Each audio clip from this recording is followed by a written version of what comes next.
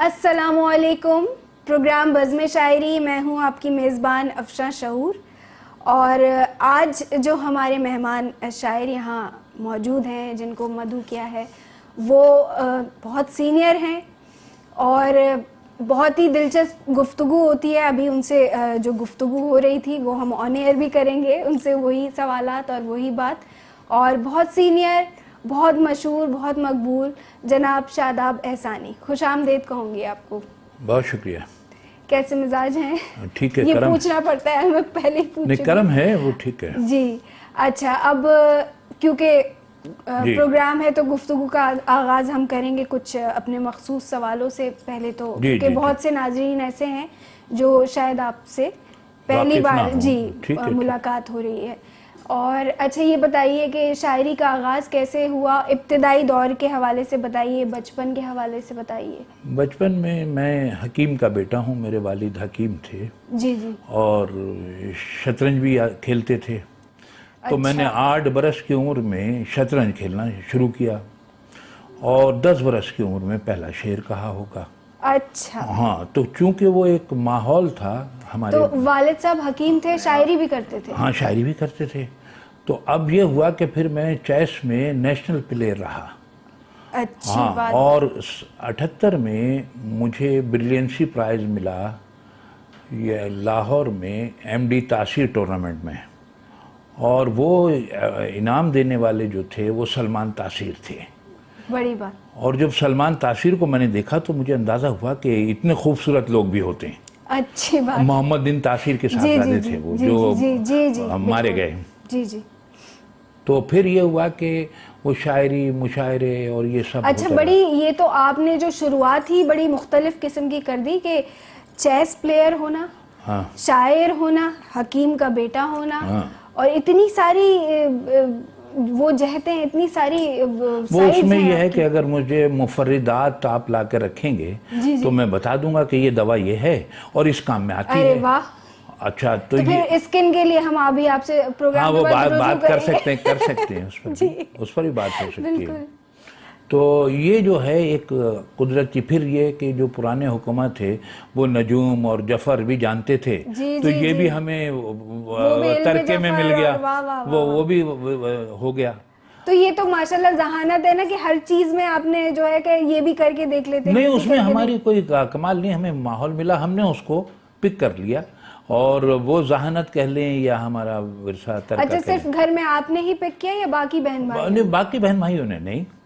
हाँ, अच्छा, हमारे यहाँ सिर्फ मैं ही एक लिटरेचर का आदमी हूँ। जी जी। बाकी तो ये तो इसी जहानत और दिलचस्पी की बात बस ये है, तो बस कुदरत की तरफ से कह लें आप इसको कि आपने पिक किया, बाकी बाकी हाँ, बाकी नहीं है, बाकी सब साइंसेस के स्टूडेंट रहे। अच्छी बात। अच्छा, ये बताइए, शेर कहा किसको सुनाया? भाई शेर वो नहीं, वो तो माहौल था ना। मुझे तेरी सूरत नजर आ रही है जिस समत मेरी नजर जा रही है। क्या? अच्छा, तो इसमें जो था ये 10 साल की उम्र। हाँ, ये एक साहब थे, अल्लामा बेताब नजीरी थे। जी, जी। उन्होंने कहा मियाँ इसमें के का इजाफा कर लें कि जिस समत मेरी नजर जा रही है। क्या बात। अच्छा, वज़न में तो था कि मुझे तेरी सूरत नजर आ रही है कि जिस समत मेरी नजर जा रही है। तो ये जमाना वो था। और फिर उसके बाद जो है हमारे वालिद मुशायरों में जाते थे तो हम भी उनके साथ चले जाते थे। सही। तो ये एक सिलसिला चलता रहा। फिर हुआ ये कि 71 आ गया, 71 में 2 लख्त हो गया। तो फिर रेडियो का मुशायरा है, मर्द मुजाहिद तू दुआ मांग खुदा से, तो उसमें भी तबाह आजमाई हमने की।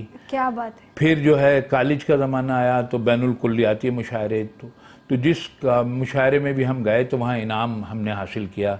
74 में जामे कराची का जो बैनुल कुल्लियाती मुशायरा था, यानी गालिब के मिसरे पर था वो, तो उसमें मुझे 3rd प्राइज़ मिला था उर्दू गज़ल में। अच्छी बात। 74 की बात मैं कर रहा हूँ। जी जी जी। 74 की।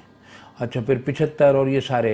अच्छा, ये वो 74 का ज़माना है कि जब उबैदुल्लाह अलीम की किताब जो है चांद चेहरा सितारा आंखें शाया हुई थी, तो ये किताब भी उन्होंने खुद मुझे दी थी। अच्छी बात। हाँ, तो ये एक फ़ज़ा जो थी। फिर हमने 76 में कुल कराची मुशायरा कराया था मौलाना माहिरुल क़ादरी की सदारत में। जी जी। तो ये सब एक तरह की एक्टिविटी ये जारी आज़म। और अच्छा, रहे कराची में ही और यहीं के यहीं सब कुछ किया हमने। अच्छा, एक सवाल मैं आपसे, चलें वो सवाल मैं आपसे बाद में करूँगी। हाँ। अभी क्योंकि इब्तिदाई दौर की बात कर रहे हैं, तो अब बताइए, बचपन मुझे बड़ा मज़ा आता है जब मैं बचपन की कोई बातें या कहानियाँ सुनती हूँ, या उस वक्त वो दौर कैसा था, कुछ अपने बचपन के हवाले से भाई बताइए। असल में देखे ना, ये हिजरत का ज़माना था। अब हमारे वालिदैन जो थे वो दिल्ली के रहने वाले थे। वो अगर वहाँ फिसादात ना होते तो शायद वो हिजरत भी ना करते। हमारे नाना भी वहाँ शहीद हो गए थे। एक हमारा भाई जो था वो मिस हो गया था, जो हमारे वालिद से सारी ज़िंदगी न मिल सका। जब हमारे वालिद का इंतकाल हुआ तो तब वो आए थे, अब वो भी, उनका भी इंतकाल हो गया। तो ये हिजरत के जो दुख थे। अच्छा, फिर ये कि वो जो पुराने लोग थे जिन्होंने देखा था कि उनके यानी अतराफ़ व अकनाफ में, अजदाद में, और ये तमव्वुल देखा था जिन्होंने, तो यहाँ आकर वो बड़े कायदे कवानीन के पासदार थे। सही। अगर हमारी कोई शिकायत आ गई तो हमने अपने वालिद से कहा कि हमारी गलती थोड़ी थी, ये तो कहलें तुम्हारी सबसे बड़ी गलती ये थी कि इनके साथ क्यों खेले, इनके साथ क्यों खेल रहे थे तुम? जो ऐसे लोगों के साथ खेलोगे तो फिर ठीक है। तो ऐसे घर में हमारी तरबियत हुई, और उसके अंदर जो इज़्ज़त नफ्स का मामला था हमारे वालिदैन में, वो बहुत था। और वो इज़्ज़त नफ्स जो है से के साथ हम भी जी रहे हैं आज तक। सही। ये है, और ये है। चलें, अच्छा अब ये बताइए कि जो अदब में जी ग्रुप बंदी है जी और सियासत है जी, वो कैसी लगती है आपको? वो असल में देखिए, अब जिस अहद में आप मुझसे ये सवाल कर रही हैं, अब गिरोह का बड़ा होता है, मजमूई बड़ा नहीं होता। आप ये, ठीक है ना, अब आप ये देखेंगे कि भाई 10 लोग एक जगह बैठते हैं, उनका एक बड़ा है, और फिर आगे जाएंगे तो वो पता चलेगा वो उन्हें बुरा कह रहे होंगे। मजमूई जो है अदब की जो ग्रेडिंग होती है वो मेयारात से होती है। सही, बहुत अच्छा, वो मेयारात जो हैं वो मिटते चले जा रहे हैं। अच्छा, ऐसा क्यों हो रहा है?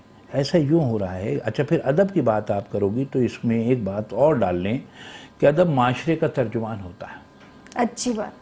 अच्छा, जो अदब माशरे का तर्जुमान होगा तो इसका मतलब ये हुआ कारी या सामे तो नहीं जाना चाहिए। फिर सही। इसका मतलब ये हुआ कि कहीं ऐसा तो नहीं है कि हमारा अदब जो है माशरे की तर्जुमानी नहीं कर रहा है।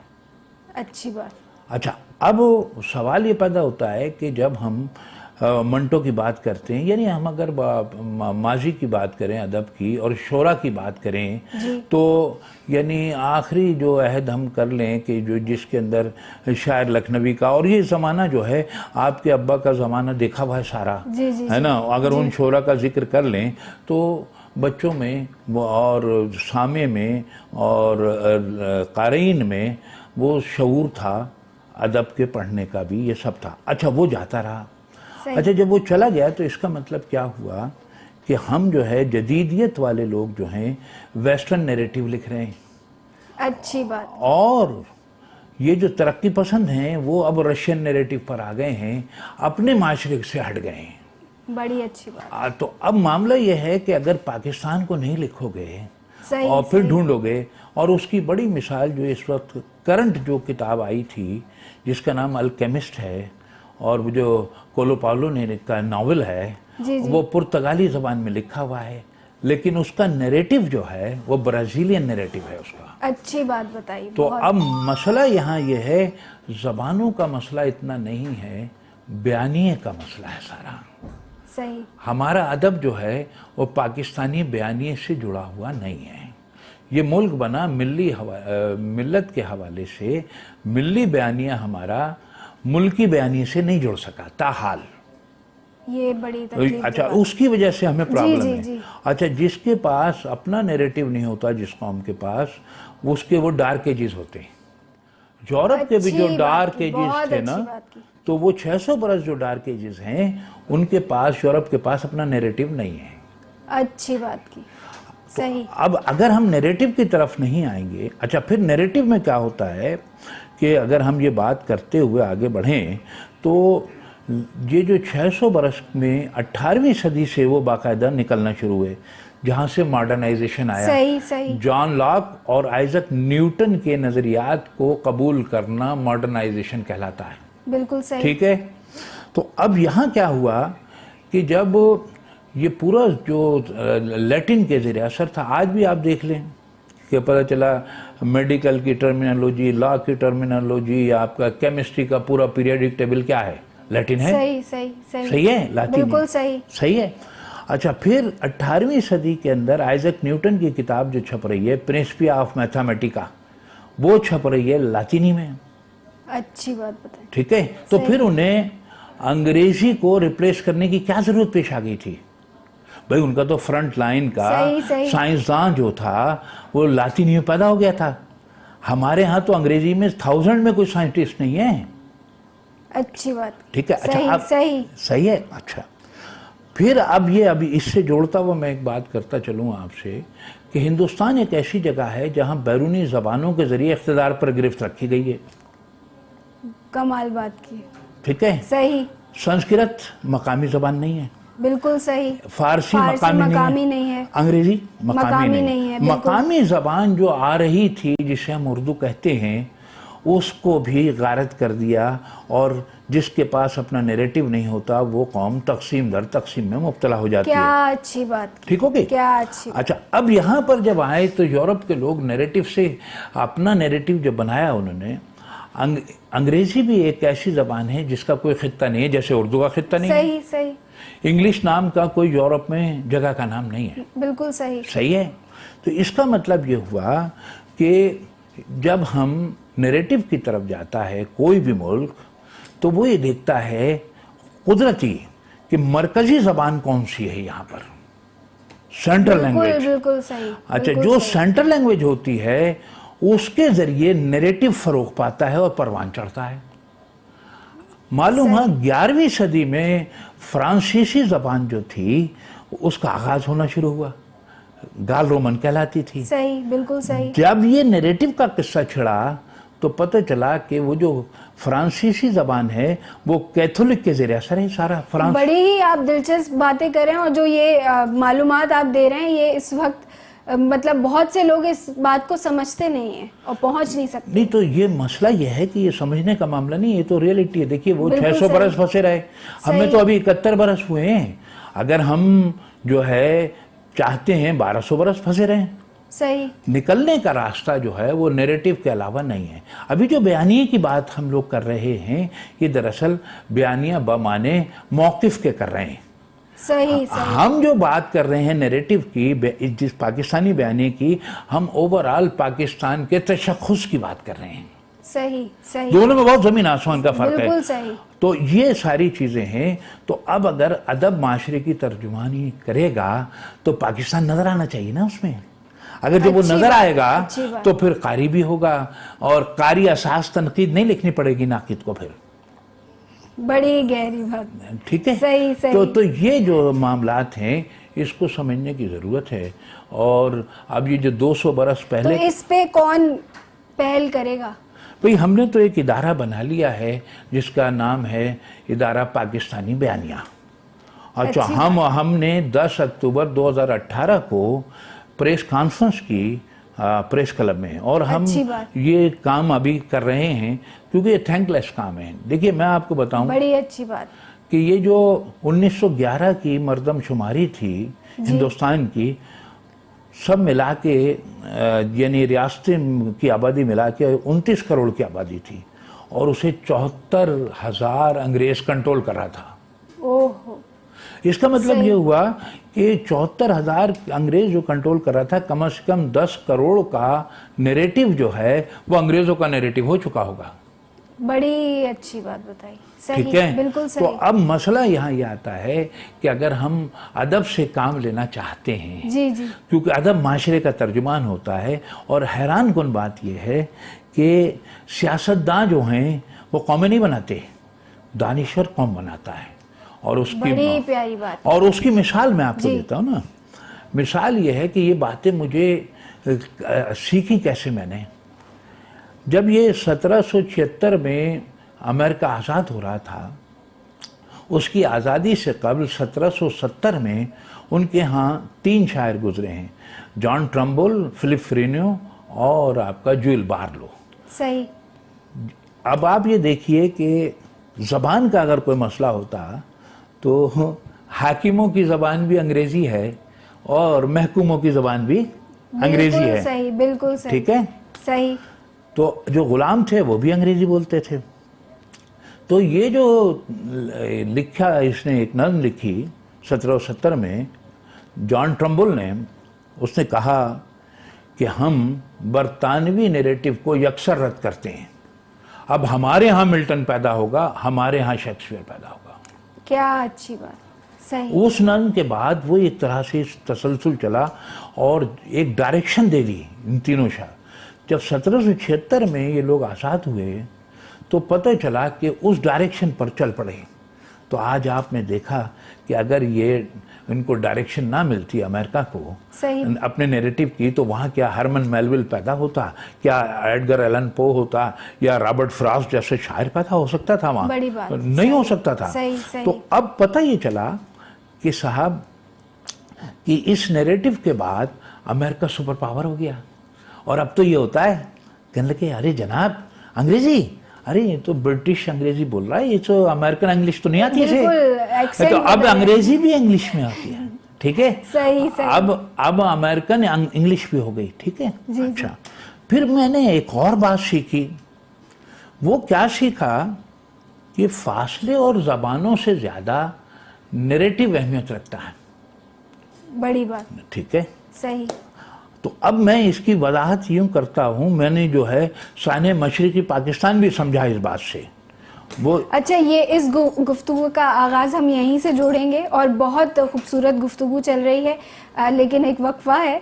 नाज़रीन कराम, एक वक्फा और उसके बाद हाजिर होते हैं बज़्म शायरी में।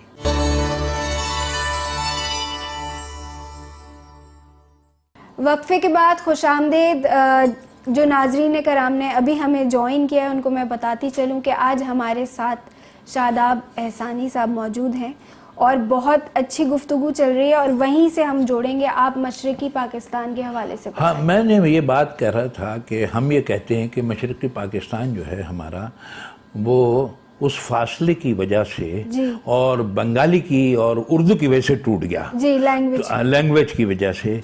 तो ये ख्याल जो भी कह रहा है वो मैं उसको सरीहन रद्द करता हूँ। वो रद्द यूँ करता हूँ कि न्यूयॉर्क से अलास्का का फासला 14 घंटे का है। बिल्कुल। वाशिंगटन डीसी से 16.5 घंटे हो जाते हैं। जी जी। और वहाँ का कल्चर भी मुख्तलिफ है, ज़बान भी मुख्तलिफ है। न्यूयॉर्क का आदमी अलास्का में नहीं रह सकता है और अलास्का का आदमी वहाँ भी नहीं रह सकता। ठीक है। सही। इसका मतलब ये हुआ कि वो तो 14 घंटे की मसाफत वाला भी नहीं टूट रहा। क्यों नहीं टूट रहा? वो न्यूयॉर्क से और अलास्का तक अमेरिकन नैरेटिव है। अच्छी बात है, इसलिए नहीं टूट रहा। ये 4 घंटे की मसाफत पर, जहाँ से कराची से 4 घंटे की फ्लाइट थी और वो टूट गए, तो इसका मतलब ये हुआ दोनों तरफ पाकिस्तानी नैरेटिव नहीं था। बड़ी अच्छी बात की। तो अब ये बात मैंने इसलिए बताई कि हमें, आपने जो है पूरी जो आपकी गुफ्तगू है उसका लुब्बे लुबाब ये है कि जो नैरेटिव है वो हम सबका अलग अलग है। हाँ। और हम नुकसान ही इसी वजह से उठा रहे हैं। और आपका इत्तेहाद सिर्फ एक ही चीज पर होगा, वो है पाकिस्तान। बड़ी अच्छी। इत्तेफाक उसी पर कर सकते हैं और उस पर जब इत्तेफाक होगा तो पाकिस्तानी नैरेटिव के बगैर हो नहीं सकता वो। बहुत अच्छी। अच्छा, अब हम जो है आपसे कलाम सुनेंगे क्योंकि फिर माहौल और समा बनना चाहिए शायरी का।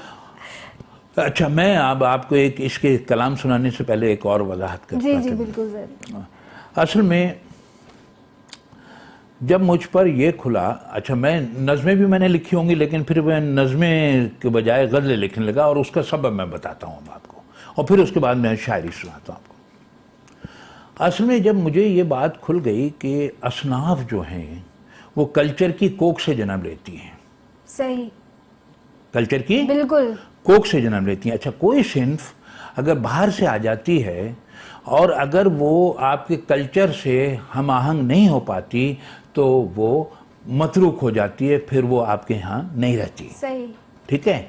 अच्छा, ये ज़माना जो है अगर हम बात करें तो लंबी बात होगी, ज़रा सी मुख्तसर सी, कि अरबी का जो कसीदा आया फ़ारस में, अगर कसीदे में शाहनामा फिरदौसी ना आता जी जी तो फारसी कसीदे का अहिया नहीं हो सकता था। बिल्कुल दुरुस्त। सही है। बिल्कुल सही। अच्छा, फिर वहाँ से तजवीब से गज़ल आ गई। जब गज़ल आ गई तो अब कल्चर से हम आंग कैसे होती है, यहाँ थी दोहे की रिवायत। सही। जब कल्चर का बिल्कुल ठीक है, जब कल्चर का ये आया गज़ल की रिवायत, तो गज़ल लिखी गई महबूब से बातें करना, औरत से बातें करना, चुपके चुपके बातें करना, ये उसकी तारीफ थी जी। और उसमें महबूब का सरापा बयान होता था। ठीक है। लेकिन यहाँ जो दोहे की रिवायत थी, दो मिसरे की नज़्म की। अब गज़ल का हर शेर एक नज़्म की कैफियत रखता है। सही।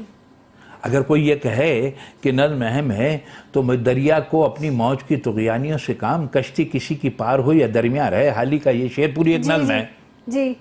तो इस लिहाज से शायरी, गज़ल की शायरी और मुश्किल हो गई कि जो दो मिसरों में आपको बात मुकम्मल करना है, और वो तसलसल मुसलसल गज़ल का मामला जो था, जो नज़मी तजवीब जैसी कैफियत रखती थी, वो ख़त्म हो गई। तो मैंने ये जाना कि ये उस नज़्म से ज़्यादा मुश्किल काम है दो मिसरे का। सही बात। तो सही। मैंने नज़में लिखी, पसंद भी ज़्यादा गज़ल, हाँ जो भी थी, लेकिन वो पसंद क्यों आ रही है, उसकी वजह कल्चर से जुड़ा हुआ मामला है। बड़ी अच्छी बात। ठीक है।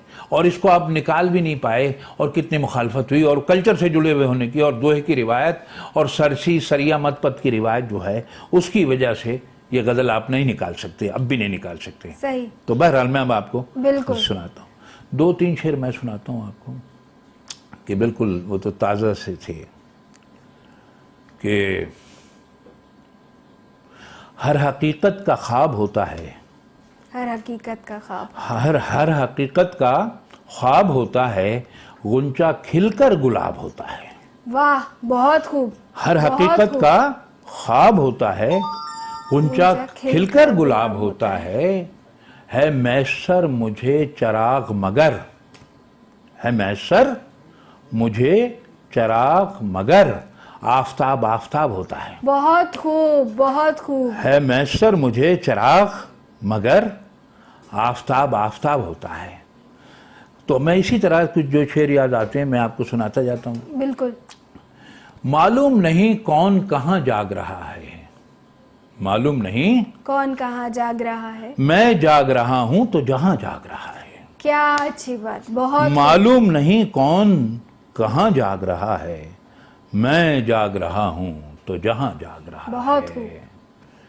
सूली पे मुझे नींद तो आ जाएगी, लेकिन कांधों पे मेरे बारे गरां जाग रहा है। बहुत खूब, बहुत खूब। सूली पे मुझे नींद तो आ जाएगी, लेकिन कांधे पे मेरे बारे गरां जाग रहा है। बहुत खूब। दामने ख्वाहिशात थाम लिया, दामने ख्वाहिशात थाम लिया, खुद से भरपूर इंतकाम लिया। बहुत खूब, बहुत खूब। दामने ख्वाहिशात थाम लिया, खुद से भरपूर इंतकाम लिया, एक तुझे देखने की हसरत में दोनों आंखों से दिल का काम लिया। वाह वाह, बहुत खूब। एक तुझे देखने की हसरत में दोनों आंखों से दिल का काम लिया। अच्छा, अब एक गज़ल ही मुकम्मल सुनाता हूँ अभी जो याद आती है मुझे। जी जी। मैं अपना मुहासबा करूँगा, मैं अपना मुहासबा करूँगा, हर हाल में खुश रहा करूँगा। वाह वाह। मैं अपना मुहासबा करूँगा, हर हाल में खुश रहा करूँगा। वो जुल्म करेगा मुझ पे कितना, वो जुल्म करेगा मुझ पे कितना, इस बार मैं सामना करूँगा। बहुत खूब। वो जुल्म करेगा मुझ पे कितना, इस बार मैं सामना करूँगा।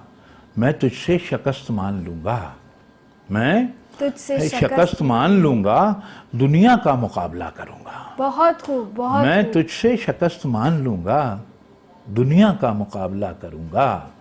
इस बल्ब की रोशनी तो कम है, इस बल्ब की रोशनी तो कम है, खुद से ही जला बुझा करूंगा। बहुत खूब, बहुत खूब। इस बल्ब की रोशनी तो कम है, खुद से ही जला बुझा करूंगा, खुद से ही जला बुझा करूंगा। तारीफ करूंगा हुस्न की मैं, तारीफ करूंगा हुस्न की मैं, हकदार का हक अदा करूंगा। बहुत खूब, बहुत। तारीफ करूंगा हुस्न की मैं, हकदार का हक अदा करूंगा। कब उसकी नजर पड़ेगी मुझ पर, कब उसकी नजर पड़ेगी मुझ पर, कब ऐसी कोई खता करूंगा। बहुत खूब, बहुत खूब। कब उसकी नजर पड़ेगी मुझ पर, कब ऐसी कोई खता करूंगा। इन लोगों के दरमियान शादाब, बोलूंगा नहीं सुना करूंगा। वाह वाह, बहुत इन खूब। लोगों के दरमियान शादाब, बोलूंगा नहीं सुना करूंगा। क्या कहने, बहुत खूब। अच्छा, अब आपके थोड़ा प्रोफेशनल हाँ। जो जिंदगी है उसकी तरफ आते हैं। आप चेयरमैन रहे कराची यूनिवर्सिटी में उर्दू डिपार्टमेंट के, उसके तजर्बात और क्या क्या आपने वहाँ पे खिदमत अंजाम दी, उनके हवाले से बताइए। असल में देखें भाई, यहाँ हम किसी के बारे में राय देते हैं मनफी और ये वो नहीं, असल में ज़िंदगी आपके विजन पर गुजरती है। सही सही। अच्छा, जब मैं चेयरमैन बना और ये सब हुआ तो मैंने जो चीज़ें की तो मुझे तो सभी बेहतर लोग लगे। अच्छा, वो जो बेहतर नहीं भी थे यानी वो भी उस दायरे में शामिल हो गए। अच्छा, सीखते सीखते आगे बढ़ते हैं। हाँ, वजह क्या थी? वजह ये थी कि हमने डिपार्टमेंट के हवाले से सोचा, अपने हवाले से नहीं सोचा। अच्छी बात। देखिए, जब हम कोई मरकजियत बना लेते हैं, कायम कर लेते हैं तो चीज़ें बेहतर होने लगती हैं। अच्छी बात। और अगर हम अपनी ज़ात से जुड़े रहते हैं तो चीज़ें पहले से भी ख़राब हो जाती हैं। अच्छा, ये आपने बड़ी अच्छी बात की। अब ये आपने निकाली है बात तो मैं इस पे सवाल करना चाहूँगी कि ये सब एक अपनी ही मस्ती में और अपने ही सब एक, मैं यानी आसान अल्फाज में बोलूँ, सब अपने फ़ैन हैं यहाँ। वो जो आरिफ जलाली का शेर है ना, ये खुद अपनी मस्ती है जिसने मचाई है हलचल, नशा शराब में होता तो नाश्ती बोतल। ये आरिफ जलाली का शेर है। जी जी। तो ये नशा क्या है? इस नशे के हवाले से हमें बताइए कि ये क्या है नशा? ये बीमारी है? ये जहल है। अच्छी बात है। असल में देखिए, अब ये मैं आपसे क्या अर्ज करूं कि नहीं, आप अर्ज कीजिए। ये जहल जो है ना, वो इस तरह का जहल है ये कि खुद पर अपनी नजर नहीं जाती जी। मसला दूरबीन जैसा है। क्या अच्छी बात, सही। तो ये वाले जो मसाइल है ना, तो अब आप देखिए कि मैं कह रहा। अच्छा, कुछ ज्यादा ये तनकीद का करने का और हर एक को जो है वो यहाँ मिजाज बन गया, हर बात पे कोई ना कोई मनफी बात करना, किसी के मिजाज पे, किसी के हुलिये पे। तो ये क्या मिजाज है? ये पूरा इज्तिमाई अजीब व गरीब मिजाज। इज्तिमाई नहीं, ये देखो जी, हमारी जो ये HEC वाला जो एक वो है ना, जी जी, हायर एजुकेशन कमीशन जी जी, बना दिया गया और हमारी एजुकेशन को तबाह करने की तरफ लगा दिया गया। सही। अच्छा, ये तबाही क्यों हो रही है? अच्छा, ये गुफ्तगू मैं यहीं से शुरू करूंगी। एक वक्फा है हमारे और आपके दरमियान गुफ्तगू के बीच, और नाज़रीन कराम एक वक्फा लेते हैं मुख्तसर सा, हमारे साथ रहिएगा। वक्फे के बाद खुशामदेद प्रोग्राम बज़्म शायरी, और आज हमारे साथ शादाब एहसानी साहब मौजूद हैं। इससे पहले कि हम गुफ्तगू मज़ीद आगे बढ़ाएं, और बहुत दिलचस्प चल रही है और दिल तो नहीं चाह रहा, लेकिन कलाम भी सुनना बहुत ज़रूरी है। कुछ अता की मैं ज़रा सा अता करता हूँ। मैं ज़रा सी वो वजाहत कर दूँ HEC वाली ना। देखिए, HEC का मामला जो है वो ये हो गया है कि अब जो हमारा मुस्तकबिल जो है ना, हमारा पिछला जो उस्ताद था वो, उसका काम था बच्चों को तैयार करना, नस्ल तैयार करना। बड़ी अच्छी बात। अच्छा, अब HEC के बाद ये हो गया है कि उस्ताद अपने आप को तैयार कर रहा है। अच्छा, तो फिर ये नस्ल जो है कैसे, अब हमारे पास जो है तालीम याफ्ता लोगों की कमी वाक़ई होती जा रही है और डिग्री याफ्ता लोग बढ़ते जा रहे हैं हमारे पास। बहुत अच्छी बात। तो इस पर हमें, ये मैं बतौर खास इसलिए कह रहा हूं, जरूरत इतनी ज्यादा नहीं है डिग्रियों की जितनी डिग्रियां हो गई। डिग्री याफ्ता से मुराद ये उनके पास इल्म तो होना चाहिए ना। सही। वो इल्म से आरी डिग्रियां होती जा रही हैं। बिल्कुल सही। और हमें इल्म की जरूरत है, जिससे हमारे यहाँ तब्दीली आएगी, जिससे बेहतरी आएगी। इल्म के बगैर थोड़ी आ जाएगी बेहतरी। तो बहरहाल तो ये मैं बतौर ख़ास ये कहना चाह रहा था मैंने। और अच्छा, मैं ये कहने का हक भी यूँ रखता हूँ, मैं 20 से ज़्यादा तो PhD करा चुका हूँ। जी मैं हाँ, तो ये नहीं है कि भाई मैं कोई रिसर्च कर नहीं हूँ, जाहिर है आपका तजर्बा है ना। तो मैं लेकिन ये मजमूई तौर पे ये बात कर रहा हूँ। तो अब मैं आपको अपनी मजीद शायरी की तरफ जाता हूँ।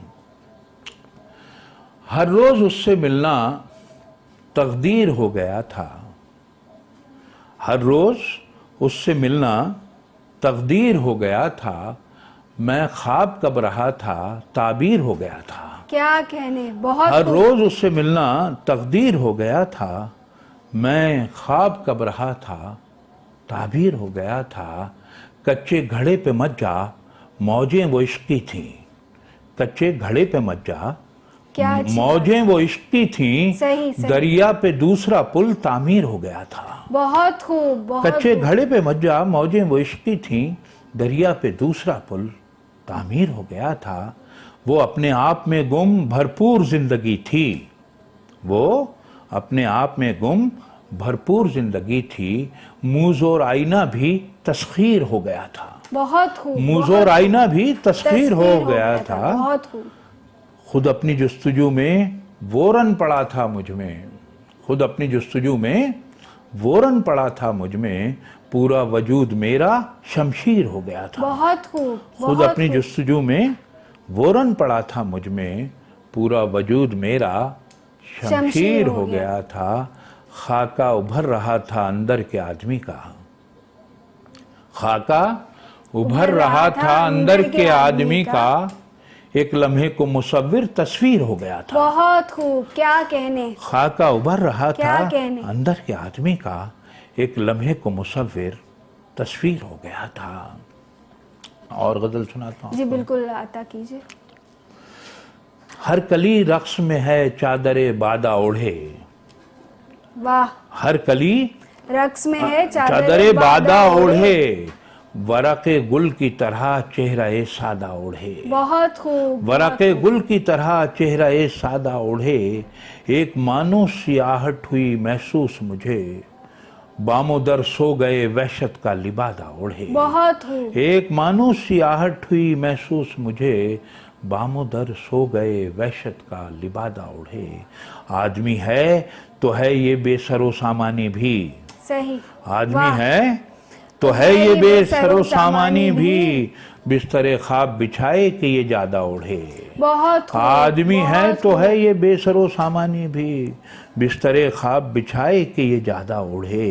बहुत खूब। जिन दिनों ख्वाब नजर आए बहुत नींद आई, जिन दिनों ख्वाब नजर आए बहुत नींद आई, उन दिनों अतलसो कम ख्वाब ज्यादा ओढ़े। बहुत खूब। जिन दिनों ख्वाब नजर आए बहुत नींद आई, उन दिनों अतलसो कम ख्वाब ज्यादा ओढ़े, ज्यादा ओढ़े।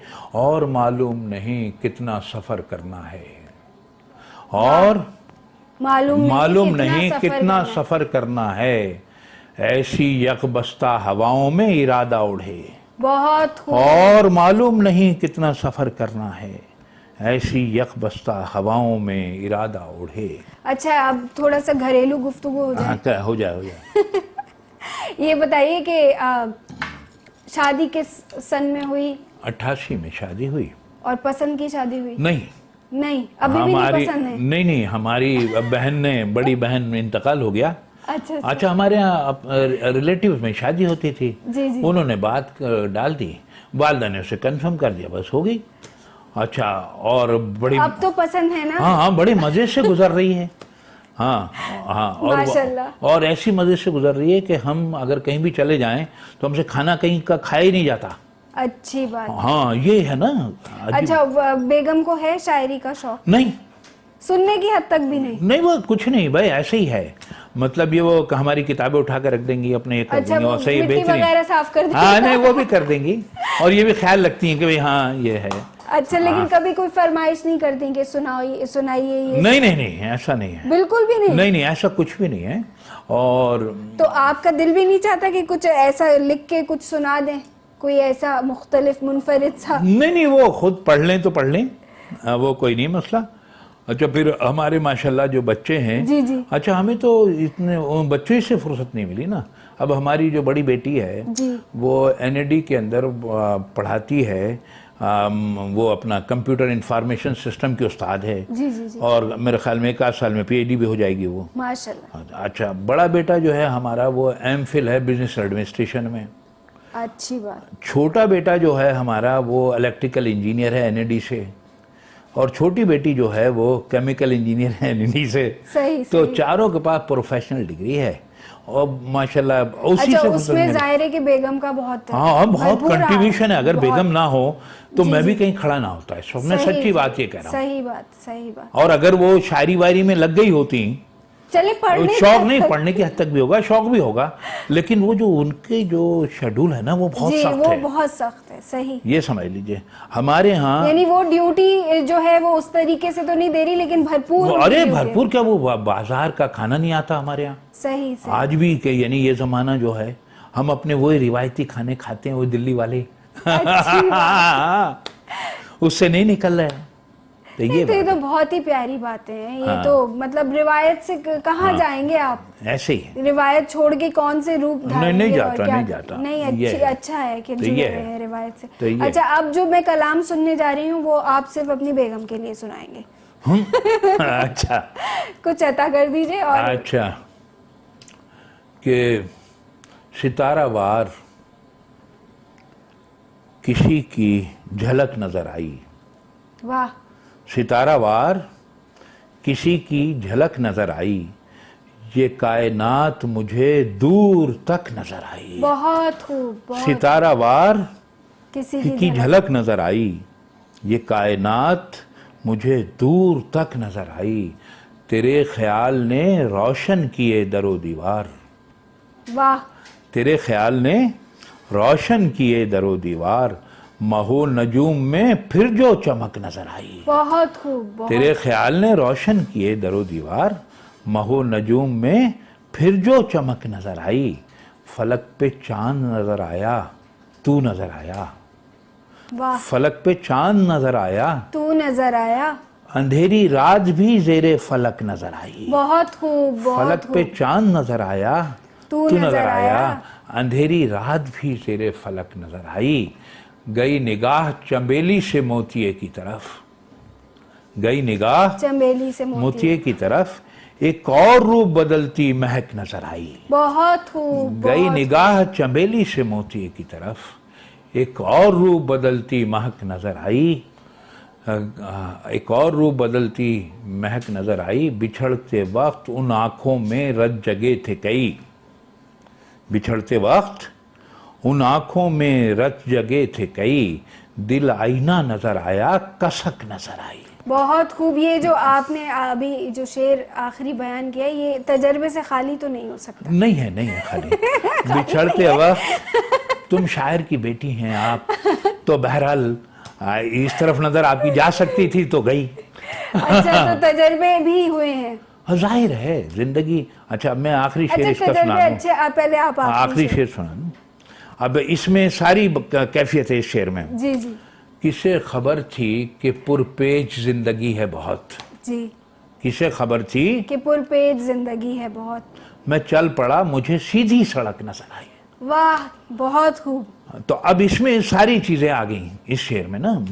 किसे खबर थी कि पुरपेच जिंदगी है बहुत, मैं चल पड़ा मुझे सीधी सड़क। अच्छा, वो उस वक्त से गुजरने से पहले तो इंसान को मुश्किल ही लगता है रास्ता। ऐसे ही था। तो तजर्बात आपने सारे किए। हाँ, असल में तजर्बात की जो नौयत है ना, मैं बहुत ही समझ लीजिए सेल्फ मेड आदमी हूँ, जी जी। प्रैक्टिकल आदमी हूँ। अच्छा, मैंने आज तक कभी किसी से ये नहीं कहा कि मुझे मुशायरे में बुला लो।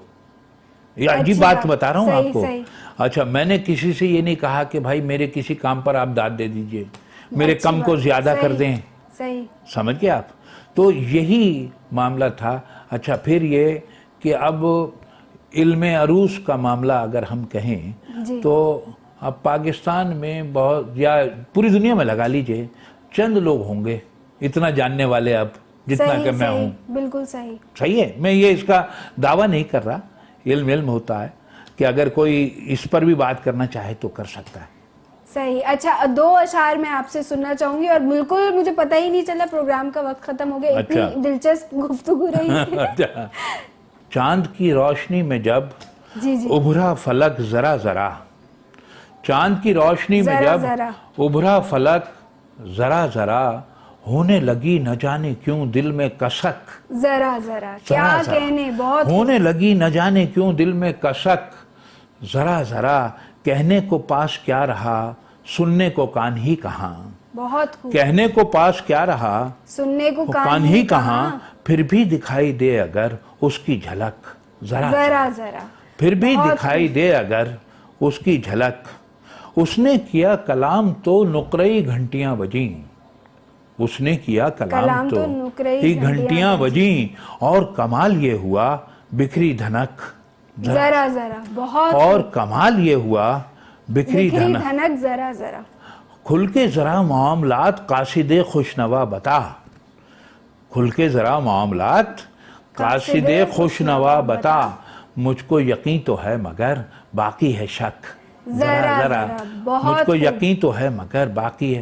ताज़ा हवा के शौक में पीले शजर के बीच हम, ताज़ा हवा के शौक में पीले शजर के बीच हम, खुद को गुजारते रहे देर तलक। जरा जरा जरा खुद को गुजारते रहे देर तलक, जरा जरा। आखिरी शेर इस गज़ल का, जैसे मकाने फिक्र की कोई गिरा रहा हो छत, जैसे मकाने फिक्र की कोई गिरा रहा हो छत, होती है रोजो शब यहाँ ऐसी धमक। जरा जरा बहुत खूब। बहुत होती है रोजो शब यहाँ ऐसी धमक, जरा जरा।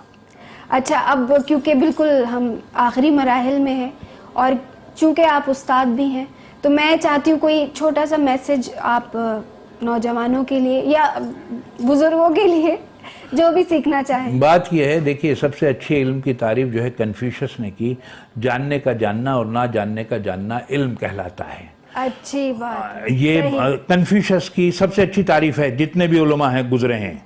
फिर उसके बाद सुकरात ने कहा कि लोग इतना भी नहीं जानते कि नहीं जानते, मैं बस इतना जानता हूं कि कुछ नहीं जानता। उसने कहा कि कायनात लामहदूद है, अक्ल महदूद है। और हमारे मीर तकी मीर ने जो कहा, बस यही मैसेज है इसके अंदर, जी जी। कि यही जाना कि कुछ ना जाना हाय, यही जाना कि कुछ ना जाना हाय, सो भी एक उम्र में हुआ मालूम। ना जानने के जानने में भी एक अरसा लगता है। तो जो अच्छा, ये बहुत ही प्यारी बात आपने की। और इसमें ये मैसेज इसके अंदर ये है कि इल्म बगैर तहम्मुल के आपको हासिल नहीं हो सकता। अगर इल्म हासिल करना है तो तहम्मुल पैदा करना चाहिए। बहुत अच्छी बात, ये मैसेज है बस। बहुत अच्छी। और ऐसा आप जब जिंदगी गुजारे होते तो ऐसा बार बार आता है कि आपको लगता है आपको कुछ पता ही नहीं। हाँ। अच्छा, तो अब बहुत बहुत शुक्रिया अपनी तरफ से, प्रोग्राम की डायरेक्टर की तरफ से, चैनल की तरफ से आप तशरीफ़ लाए बज़्म शायरी में। नाज़रीन कराम, हमारे साथ शादाब एहसानी साहब मौजूद थे आज की बज़्म शायरी में।